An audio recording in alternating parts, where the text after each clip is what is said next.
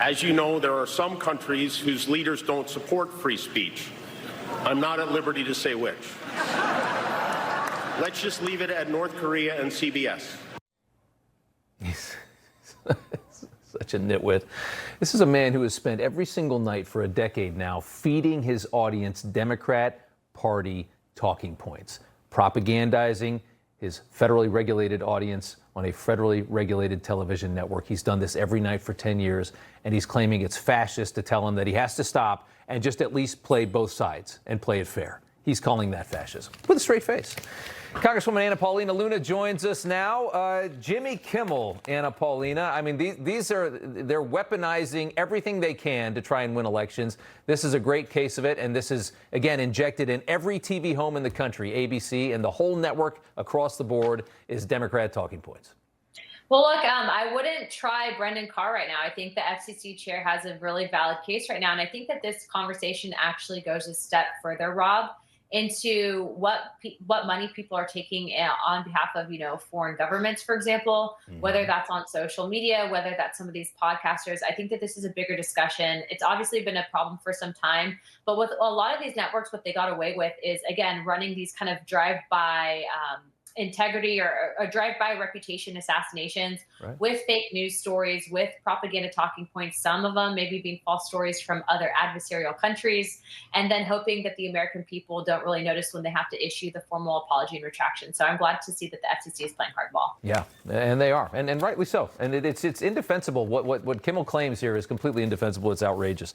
I want to move on. I want to talk about DHS. Democrats have refused to fund Homeland Security for a month now, even though we're in a very dangerous time. We're in the middle of a war.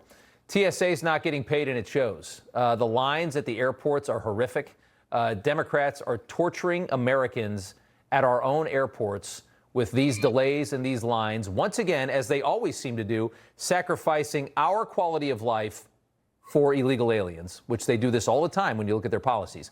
Meantime, this week is the SAVE Act showdown on Capitol Hill. Procedural votes expected to start in the Senate as soon as tomorrow. Wanted to get your expectations on this. Trump is trying to pressure Thune to do the right thing. He obviously doesn't want to do it. What do you think? Look, the Senate, it's unacceptable that they think the American people are too stupid to realize that this is a show vote and it doesn't count. They frankly are sick and tired of getting their offices called and being approached in public about whether or not they're going to actually get the Save America Act passed. And so what this is called is a show vote. They know that they're not serious about it. And I've actually publicly stated that if some of these senators don't want to come out on record in support of the standing filibuster, that a good House member, some of the flamethrowers that we have, and we have plenty of them, should primary them, because this is the bare basics that they even ran on in their elections, that they promised the American people that they would deliver on, and they're grossly failing on it. And so, look, I think that this is a show vote. I don't think it matters. And I think that really once their legislation starts dying, which it will, there's about a group of about 30 to 40 of us in the House that will not vote on any of their legislation or the rules to pass it if they don't want to play ball. Yeah. But even in the event that that doesn't work, we're going to have to stick Save America Act on FISA. That's literally one of the only ways to get this done. Some of these senators would walk over broken glass to pass FISA, and I'm frankly sick and tired of the DC games.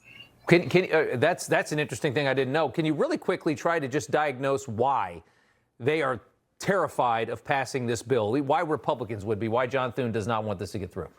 Well, I think that he probably has an issue with 3 of his senators specifically not wanting to vote for it that are claiming to be Republicans. But the fact is that if he embraced the talking filibuster, or even remove the filibuster, which he has the ability to do so, this wouldn't be an issue. But the fact that he's saying that he can't do it, or that the votes are there, that they can't do the procedural hurdles to do the talking filibuster, that's a quick way. He's finding a quick way to no instead of figuring out a way to yes. And that's unacceptable. That's a defeatist perspective.